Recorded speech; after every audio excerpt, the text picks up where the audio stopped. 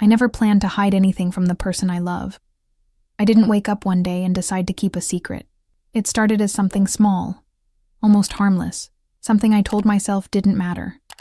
But over time, that silence grew heavier than I expected. I began noticing how careful I was with my words, how often I replayed moments in my head.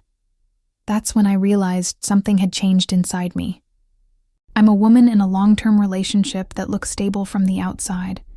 We live together, share routines, make plans, and talk about the future like everything is fine. For years, I believed I was doing the right thing by keeping certain thoughts to myself. I wasn't looking for attention. I wasn't trying to cause damage. I definitely wasn't searching for trouble. But there's something I carried in silence for years, and it slowly changed the way I see my relationship. If you've ever questioned your own choices in a relationship, I'd really like to hear your thoughts. Leave a comment sharing what you would have done in my place. And if you enjoy real, honest stories like this, subscribe to the channel and share this story with someone who might relate. For a long time, I told myself that keeping quiet was the responsible thing to do. That some thoughts were better left unspoken, not because they were wrong, but because saying them out loud might change things forever. From the outside, my relationship looked steady and predictable. We had our routines, the same mornings, the same jokes, the same unspoken understanding of how our days would end. We talked about the future casually, as if it was already decided. Nothing felt broken. Nothing felt urgent. That's why what happened didn't announce itself as a problem. It didn't arrive as temptation or desire. It arrived as comfort, as ease, as something that fit too naturally into my life. I started noticing small shifts in myself before I noticed anything else. Pauses where there hadn't been any. Moments where I chose my words carefully. Not to deceive, but to avoid opening doors I wasn't ready to walk through. I wasn't lying. I was editing. At first, I justified it. Everyone has internal boundaries. Everyone has thoughts they don't immediately share. I told myself that privacy wasn't the same as secrecy, but repetition changes things. The same thoughts kept returning, uninvited, familiar. Certain conversations stayed with me longer than they should have. I replayed them while brushing my teeth, while driving, while lying next to the person who trusted me the most. That was the part that unsettled me. Not what happened, but how present it became in my mind, how natural it felt to carry it alone. I hadn't crossed a clear line. There was no moment I could point to and say, that's when everything went wrong. But I could feel myself standing too close to something fragile, close enough to know that one step in the wrong direction would change the shape of my relationship. And instead of stepping away, I stayed exactly where I was. Do you think staying silent was a form of loyalty? Or the beginning of a betrayal? After that realization, silence stopped being accidental. It became deliberate. And that's when it started to scare me. At first, I still told myself I was doing nothing wrong. I repeated that thought so often it almost sounded like a rule I could rely on. Nothing had happened. No promises were broken. No boundaries were crossed. At least not the kind people talk about out loud. My life continued exactly as before. I woke up next to the same person. We talked about bills, work, weekend plans. We laughed at the same small things. From the outside, there was no crack anyone could point to. But inside me, the tone had changed. I became more aware of myself in ways I hadn't been before. I noticed how my body reacted to certain moments, how my attention lingered longer than it should have, how I replayed conversations in my head, not because they were meaningful, but because they made me feel something I hadn't expected to feel. What bothered me most wasn't excitement. It was familiarity, the way it slipped into my thoughts without effort, the way I didn't fight it as hard as I probably should have. I started to justify things quietly, not to anyone else, just to myself. I told myself that enjoying a moment didn't mean I was betraying anyone, that appreciating attention wasn't the same as seeking it, that thoughts didn't carry the same weight as actions. But those justifications required maintenance. They needed repetition, because deep down, I could feel how fragile they were. I became more careful, even when there was nothing concrete to hide. I didn't change passwords. I didn't delete messages. I didn't do anything dramatic, but I became aware of how easily something could be misunderstood. and that awareness alone felt like a warning sign. There were moments when I almost told myself to stop, moments when I felt the urge to pull back, to create distance, to restore the clarity I used to have. But each time, I delayed that decision just a little longer, not because I wanted more, but because ending something undefined felt harder than continuing it. That was the part I didn't want to admit. It wasn't desire that kept me there. It was avoidance, the fear of acknowledging that something subtle had already shifted, and that I was now responsible for it. I realized then that silence isn't always passive. Sometimes, it's a choice you keep making every day, and I was choosing it, even as it slowly reshaped how I saw myself. At this point, do you think I should have walked away, even though nothing wrong had technically happened? The longer I stayed quiet, the more normal the silence began to feel. That was the most unsettling part, how easily something that once felt heavy started to blend into my everyday life. I didn't wake up feeling guilty every morning. In fact, most days felt ordinary.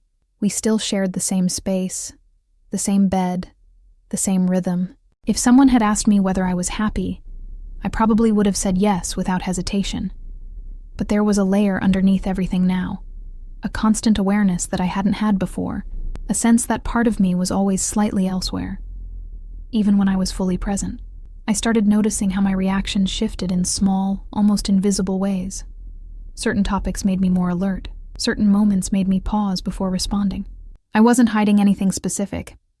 I was hiding the importance those moments had begun to carry. I remember catching myself smiling at a memory that had nothing to do with my relationship. It happened without warning, and when I realized what I was doing, the smile faded immediately, replaced by a wave of confusion and discomfort. That was when the questions started creeping in. Not dramatic ones. Quiet, uncomfortable ones I didn't want answers to. Why did this feel significant? Why did I care this much? Why hadn't I shut it down the first time I noticed the shift? I told myself that curiosity was human, that connection didn't automatically mean intention, that as long as I stayed aware, I stayed in control. But control began to feel like something I was managing rather than possessing, like balance on a narrow edge. Possible, but exhausting. I started measuring my behavior against invisible rules I had never needed before. Rules like, don't let this become a habit. Don't let it bleed into the rest of your life. Don't let anyone notice. The problem with those rules is that they assume clarity, and clarity was exactly what I was losing. I realized that part of me was invested in maintaining the ambiguity. As long as nothing was clearly defined, I didn't have to confront what it meant. As long as it stayed unnamed, I didn't have to make a decision. That's when the guilt shifted again. It wasn't about what I was doing. It was about what I was avoiding. I wasn't being pulled forward by desire. I was being held in place by hesitation. And the longer I stayed there, the more I started questioning something I had never doubted before. Not my relationship, but my own integrity within it. If silence starts to change how you see yourself, is it still harmless? Or is that already the consequence? What made everything harder was that nothing around me demanded urgency. There was no confrontation. No moment where someone looked at me and asked the question I was afraid to answer. Life kept moving forward, calm and predictable, and that made it easier to postpone decisions I didn't want to face. I started to realize how much energy it takes to carry something quietly, not in a dramatic way, but in small, constant adjustments, thinking ahead before speaking, choosing safer versions of the truth, avoiding certain topics not because they were dangerous, but because they felt too close. I wasn't lying outright. That mattered to me. It became a line I clung to as proof that I was still being honest. But honesty, I was learning, isn't always about what you say. Sometimes it's about what you consistently choose not to share. There were moments when I almost broke that silence, times when the words sat right at the edge of my mouth. I imagined what it would sound like to admit that something inside me had shifted, without knowing exactly how or why. But every time, I stopped myself, because how do you explain a feeling that hasn't turned into an action? How do you justify concern over something that technically hasn't happened? I feared the misunderstanding more than the truth itself. I feared being seen as careless or ungrateful. I feared creating damage where, in my mind, I was still trying to prevent it, so I kept choosing restraint, not because it felt right, but because it felt safer. And that safety came with a cost. I began feeling distant in moments where I should have felt close. Not emotionally absent, just divided. Part of me was always monitoring myself instead of simply being present. I started questioning my own motives. Was I protecting my relationship? Or protecting myself from discomfort? Was silence an act of loyalty? Or a way to avoid accountability? Those questions followed me everywhere. They didn't demand answers. They just waited. And I knew that as long as I refused to name what was happening, I was allowing it to exist on its own terms, unchallenged, unresolved. That realization made one thing painfully clear. Doing nothing was no longer neutral. At this point, do you think choosing safety over honesty was already a form of selfishness? At some point, I stopped telling myself this was just a phase. That realization didn't come with drama or clarity. It arrived quietly, in the same understated way everything else had. I noticed it one night, when I realized I wasn't waiting for things to resolve anymore. I was learning how to live with them, unresolved. What unsettled me most was how functional I still was. I didn't withdraw. I didn't become distant in any obvious way. I showed up to my relationship exactly as I always had. Attentive, present, engaged. If someone had watched us from the outside, they would have seen nothing unusual. But internally, I felt slightly misaligned, like I was constantly adjusting myself to maintain balance. Every reaction felt measured. Every response felt filtered through a quiet internal check. Is this safe to say? Is this too much? Is this too close to the truth? I began noticing how certain words landed differently than before. When he talked about long-term plans, I listened, but something inside me tightened instead of expanding. When we talked about trust, I agreed with him. But the word itself felt heavier, more complex than it used to. Not because he had done anything to deserve doubt, but because I wasn't sure how transparent I was being with myself anymore. That's when my thoughts turned inward, not toward blame, but toward accountability. I asked myself questions I didn't like sitting with. Why didn't I establish a clear boundary the first time something felt off? Why did I allow ambiguity to exist instead of shutting it down early? Why did the idea of clarity make me more uncomfortable than the situation itself? The answers weren't flattering. Clarity scared me because it would force a decision. And decisions don't stay contained. They ripple outward. They affect people who didn't ask to be part of your internal conflict.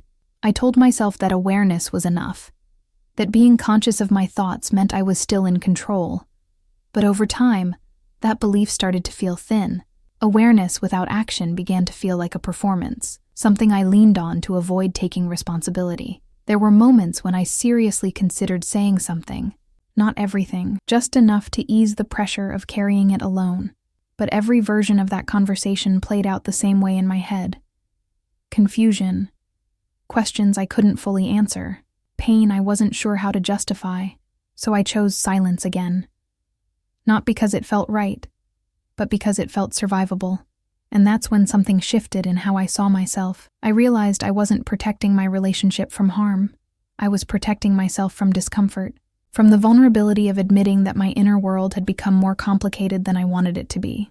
That realization didn't bring relief, it brought weight. Because once you recognize that you're choosing comfort over honesty, you can't unknow it. And I knew, deep down, that avoiding the conversation didn't mean avoiding the consequence. It just meant postponing it. Do you think choosing silence to avoid pain can slowly become its own form of betrayal? After that, I started paying attention to the emotional cost of carrying everything alone. Not in dramatic bursts, but in quiet exhaustion, the kind that doesn't show up as sadness or anger, but as a constant low-level tension you stop noticing because it's always there. I realized how much mental space it was taking, how often my thoughts drifted back to the same unresolved place, even when nothing was actively happening. I wasn't obsessed. I wasn't spiraling. I was just occupied. And that occupation began to affect how present I could be. There were moments when he would talk about something important to him, and I would listen, truly listen. But part of my attention felt divided, not because I didn't care, but because I was always managing something internally at the same time, monitoring my reactions, checking myself before responding, making sure nothing slipped that might open a door I wasn't ready to walk through. That self-monitoring became second nature. I barely noticed when it started, but once I did, I couldn't stop seeing it. It was like realizing you've been clenching your jaw for hours. You don't remember when it began. You just know it's there. I also started noticing a shift in how I thought about honesty. I used to see it as something clear and straightforward. You either tell the truth or you don't. But now it felt more complicated. I was technically honest in everything I said, but I wasn't transparent. And that distinction mattered more than I wanted it to. There were things I chose not to mention because explaining them would raise questions. Not accusations, just questions. And I didn't trust myself to answer those questions without revealing how much uncertainty I was carrying.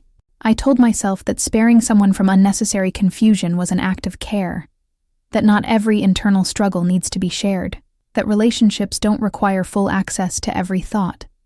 But late at night, when everything was quiet, those justifications felt less convincing. Because if silence was truly about protection, it wouldn't feel so heavy to maintain. I began to understand that secrecy doesn't always come from bad intentions. Sometimes it comes from fear of disappointing someone, fear of being misunderstood, fear of realizing that you might not be as emotionally disciplined as you believed yourself to be. And that fear slowly reshaped how I saw myself within the relationship. I no longer felt grounded in certainty. I felt cautious, measured, like someone trying to keep balance on shifting ground. I hadn't done anything unforgivable, but I also wasn't at peace. And that contradiction, being both innocent and unsettled, was becoming harder to live with. If carrying a secret starts to change how present you are with someone you love, does it stop being harmless, even if nothing concrete ever happens? What made it even more complicated was that, on the surface, everything still worked. There was no crisis forcing my hand, no argument pulling the truth out of me, no obvious moment where silence stopped being an option. That absence of pressure became its own trap. I told myself that if things were really that serious, something would happen, that there would be a clear signal, a breaking point, a moment that demanded action. But days kept passing quietly, and that quiet made it easier to believe I could keep managing it the way I had been. I started noticing how much effort went into maintaining normalcy. Not because my partner suspected anything, he didn't, but because I was constantly checking myself, making sure my tone stayed neutral, making sure my attention didn't linger where it shouldn't, making sure I didn't seem distracted when my thoughts drifted elsewhere. I wasn't afraid of being caught. That wasn't it. I was afraid of being understood too clearly, because understanding would force questions I wasn't ready to answer honestly. Questions about intention, about boundaries, about why I hadn't stopped something that made me uncomfortable with myself. I realized then that the situation had quietly reversed.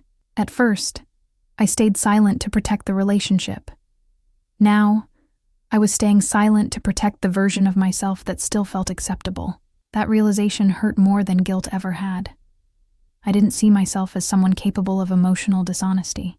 I had always believed that loyalty wasn't just about actions, but about alignment, about your inner world matching your outward commitment. And now, there was a gap forming between the two.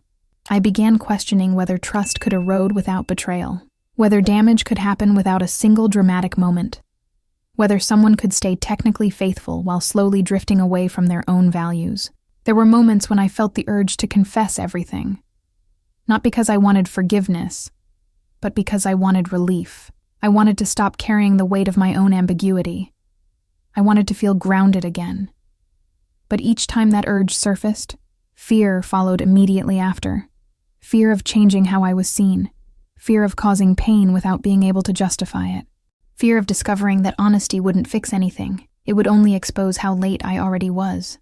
And so I stayed quiet. Again. Not because I believed silence was right, but because I wasn't ready to face what speaking up would require of me. That's when I understood something that still unsettles me. Avoidance can feel a lot like stability when you're the one benefiting from it, and I didn't know how long I could live with that truth. At this point, do you think protecting your self-image can become more important than protecting the relationship itself? By then, I wasn't just aware of the silence. I was shaped by it. It had started to influence how I moved through my own relationship, how I interpreted moments, how I evaluated myself. I noticed how easily I slipped into overthinking, not about big things, about small, ordinary interactions. A comment here, a pause there. I began reading meaning into moments that never used to carry weight. And the worst part was that no one else could see it. From the outside, nothing had changed. We were still affectionate, still connected, still planning things together. If anything, we probably looked stronger than before, because I was trying so hard to keep everything steady. But that effort came at a cost. I started feeling emotionally tired in a way I couldn't explain, not burnt out, not resentful, just worn down by the constant need to be on, to be careful, to stay ahead of my own thoughts. I realized that I was no longer reacting naturally. I was managing myself, and management requires distance. You can't fully relax when you're always monitoring. There were moments when he would say something simple, something kind. And instead of feeling warmth, I felt a pang of discomfort. Not because of him, but because I felt undeserving of how freely he trusted me. That trust became heavier than suspicion ever could have been. I started asking myself whether honesty is only about truth, or about timing, whether telling someone too late changes the meaning of what you tell them, whether silence, stretched over time, quietly turns into deception. I also noticed how much I relied on the idea that nothing happened. I repeated it like a shield, like a technicality that protected me from having to look deeper. But the more I leaned on it, the more fragile it felt, because if nothing happened, why did it matter this much? That question followed me everywhere. It sat with me in quiet moments. It lingered when I should have been fully present. It reminded me that the impact of something isn't always tied to how visible it is. I wasn't afraid of consequences anymore. I was afraid of realization. Afraid of fully admitting what this silence had already changed inside me. And I knew that sooner or later, I would have to choose between continuing to manage the situation or finally confronting what it had turned me into. If silence reshapes your inner world, is it still fair to call it harmless? Or does harm exist even without a witness? By the time I reached that point, I could no longer pretend I was undecided. I had been making a decision every single day. I just hadn't been calling it that. Silence had become a routine, not something I actively chose in the moment, but something I defaulted to without thinking, and that's when it stopped feeling like protection and started feeling like inertia. I noticed how defensive I became internally. Not toward him, toward the idea of being questioned at all. Even hypothetical questions made me tense. Questions like, what if he asked more? What if he noticed the hesitation? What if he saw through the calm version of me I was carefully presenting? That tension told me something important. I wasn't calm because nothing was wrong. I was calm because I had learned how to suppress the discomfort. I began to see how much I relied on control of the narrative, control of my reactions, control of what was allowed to exist between us. And control, I realized, is not the same as trust. Trust requires openness. Control requires distance. That distinction hit me harder than I expected, because distance had never been part of how I defined loyalty. And yet, there I was, maintaining it daily. I thought back to who I used to be in this relationship. How easily I shared my thoughts. How natural it felt to be transparent, even when it was uncomfortable. Somewhere along the way, I had traded that openness for composure. And composure, I learned, can be deceiving. It looks like maturity. It looks like stability. But underneath it, things can quietly rot. I started to realize that the real consequence wasn't what might happen if I spoke up. It was what was already happening because I hadn't. I was becoming someone who calculated honesty instead of living it. Someone who weighed truth against convenience. Someone who avoided clarity because clarity would demand accountability. That realization left me with only one real question, and no way around it anymore. Was I going to keep choosing silence because it was easier?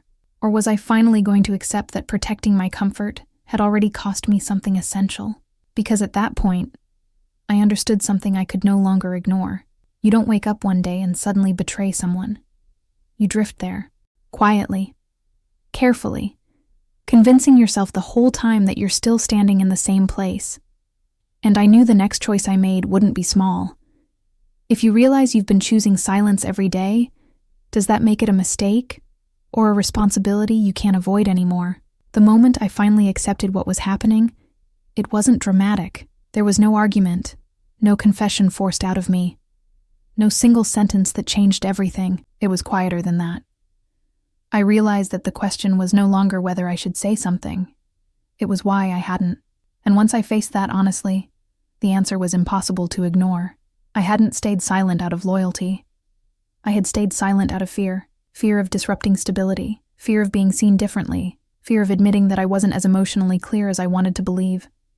That realization hurt more than guilt ever did. Because it meant the silence wasn't neutral anymore. It had a shape, a weight, a consequence. I understood then that even if nothing visible had happened, something real had. I had allowed distance to exist where closeness was expected. I had protected my comfort while quietly compromising my integrity. So I made a decision. Not a perfect one, not an easy one, but an honest one. I chose to stop pretending that silence was harmless. I didn't dramatize the truth. I didn't confess things that didn't need to be confessed, but I acknowledged the shift. I owned the fact that something inside me had changed, and that avoiding it had only made it worse. That conversation didn't fix everything instantly. It didn't bring relief the way I imagined it might. But it did something more important. It realigned me with myself. I learned that loyalty isn't just about what you don't do. It's about what you're willing to face. And sometimes, the hardest part isn't resisting temptation. It's being honest about its impact before it turns into something irreversible. I still think about how easily silence disguised itself as responsibility, how convincing it felt, how expensive it became. And if there's one thing I know now, it's this. You don't need to cross a visible line to lose your footing. Sometimes, all it takes is standing too close to it for too long. Do you think I made the right choice in the end? If you enjoy real, thought-provoking Reddit-style stories about relationships, morality, and difficult choices, subscribe to the channel for more.